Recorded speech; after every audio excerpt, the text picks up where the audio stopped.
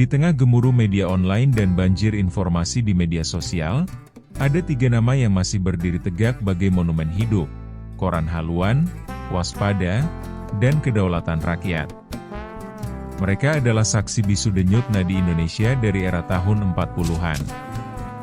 Lahir di tengah bara revolusi dan semangat kemerdekaan, ketiganya bukan sekadar koran, melainkan sudah menjadi bagian dari sejarah itu sendiri. Bayangkan, mereka telah melintasi 7 dekade, dari zaman proklamasi, pergolakan politik, Orde Baru, hingga era digital seperti sekarang. Lalu, apa rahasia mereka sehingga bisa bertahan ketika banyak orang sezaman mereka sudah tutup usia? Bagaimana mereka tetap relevan di mata pembacanya? Pada suatu pagi di Medan, tersurup di antara gang dan kedai, koran-koran berjejer rapi dan suara motor pengantar koran masih terdengar di beberapa sudut kota. Meski kini jumlahnya tidak sebanyak dulu, sejumlah rumah dan kantor masih menunggu kedatangan Waspada setiap pagi. Di Padang, beberapa kios di pasar raya masih menumpuk koran haluan. Sementara di Yogyakarta, nama Kedaulatan Rakyat masih bisa dijumpai dengan bangga di warung kopi pinggir jalan. 3 koran yang lahir di masa Republik ini masih bayi, nyatanya tetap bertahan hingga sekarang. Sejarah mereka panjang. Kedaulatan Rakyat lahir pada 27 September 1945, hanya sebulan setelah proklamasi. Pada masa itu, Yogyakarta menjadi ibu kota perjuangan, dan koran ini tampil sebagai corong semangat rakyat. Waspada muncul 2 tahun kemudian, pada Januari 1947, didirikan oleh pasangan suami istri Muhammad Said dan Ani Idrus. Koran ini lahir di tengah medan pertempuran revolusi di Sumatera Timur, sebuah situasi yang membuat setiap berita terasa seperti nyawa. Sementara itu, Haluan terbit pada Oktober 1948, di Padang, dengan cita-cita menjadi wadah suara rakyat Minangkabau di tengah pergolakan politik dan sosial pasca kemerdekaan. Ketiganya menempuh jalan berliku. Ada masa-masa di mana oplah mereka menembus puluhan ribu eksemplar per hari, ketika membaca koran adalah rutinitas yang tak tergantikan. Di Yogyakarta, Kedaulatan Rakyat bahkan menjadi ikon. Di terminal, di pasar, di sekolah, orang membaca lembarannya. Di Medan, Waspada menjadi rujukan bagi masyarakat dan pejabat daerah. Haluan di Padang, dengan gaya khas Minang, sering dipandang sebagai koran yang menjaga marwah budaya sekaligus kritis pada pemerintah. Namun, kejayaan cetak perlahan tergeser. Data dari Serikat Perusahaan Pers beberapa tahun lalu menunjukkan penurunan oplah koran daerah hingga setengah dari angka awal 2000-an. Pembaca muda lebih sibuk menggulir layar TikTok daripada meluangkan waktu membaca berita panjang. Iklan pun pindah ke platform daring. Hal ini membuat biaya produksi cetak yang tinggi terasa semakin memberatkan. Meski demikian, ketiga koran ini tidak menyerah. Waspada meluncurkan portal digitalnya, lengkap dengan breaking news yang diupdate setiap jam. Haluan bertransformasi menjadi Haluan Media Group, yang mengelola tidak hanya edisi cetak, tetapi juga portal online, radio, hingga konten media sosial. Kedaulatan Rakyat pun mulai menawarkan edisi digital yang bisa dibaca di ponsel pintar, bahkan mengemas ulang beberapa kontennya menjadi artikel pendek dan infografis. Di balik semua itu, ada filosofi sederhana yang mereka pegang, tetap dekat dengan masyarakat. Bagi mereka, berita lokal adalah segalanya.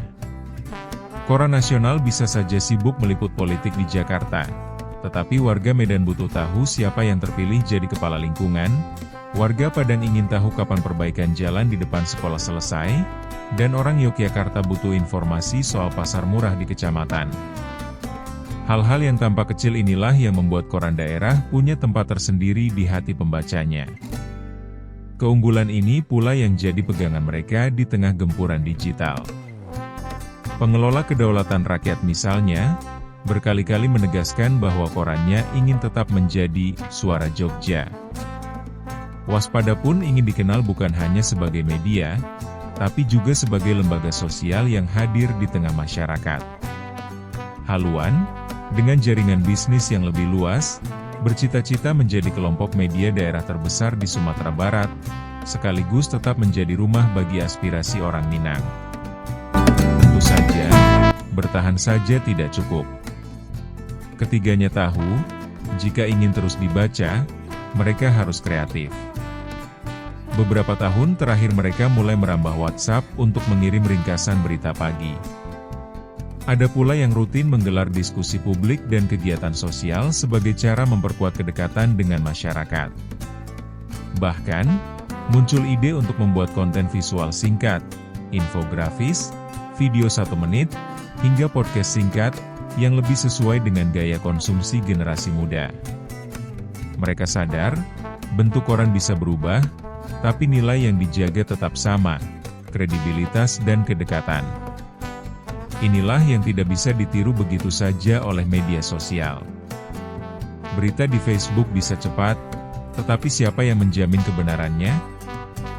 Video viral di TikTok bisa menarik, tetapi seringkali dangkal. Koran-koran tua ini datang dengan janji, apa yang kami tulis sudah diverifikasi, sudah disaring, dan benar-benar relevan untuk pembaca di sini. Jika ditanya apa yang sebenarnya mereka inginkan, jawabannya sederhana.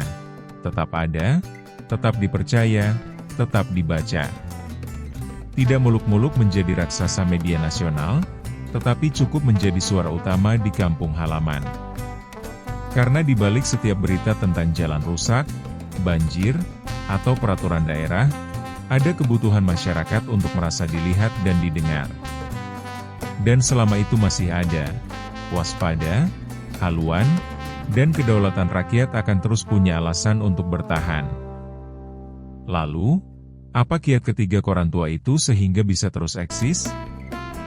Local wisdom adalah senjata rahasia.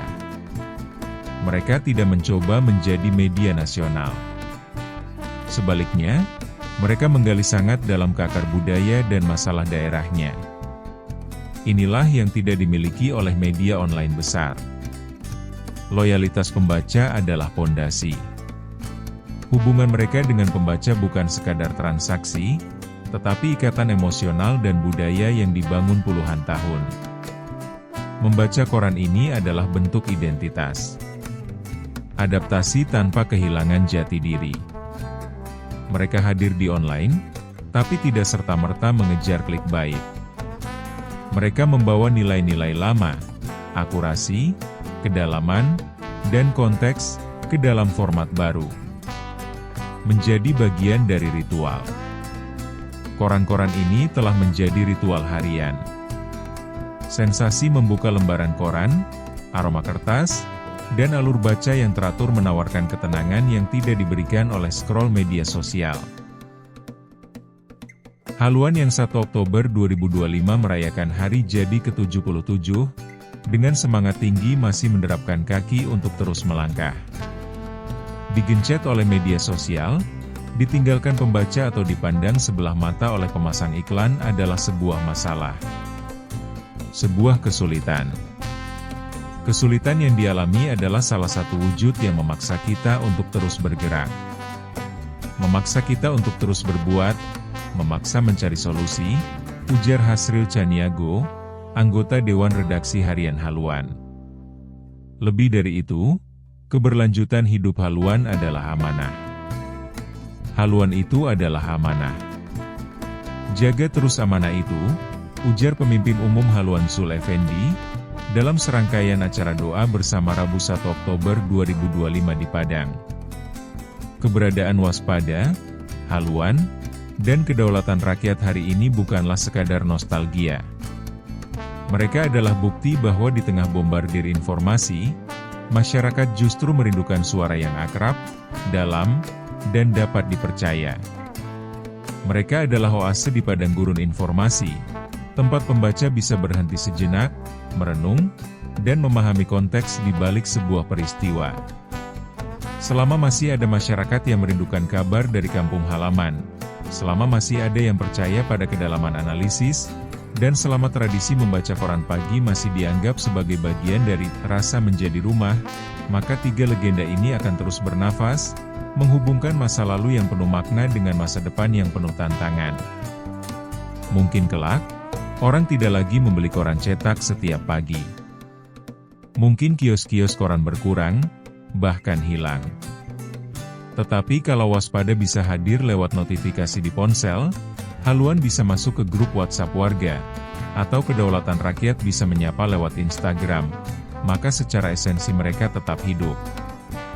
Tiga koran tua ini bukan hanya soal kertas dan tinta, melainkan soal kepercayaan dan kedekatan. Dan selama nilai itu dijaga, gelombang digital sekalipun tidak akan bisa menenggelamkan mereka.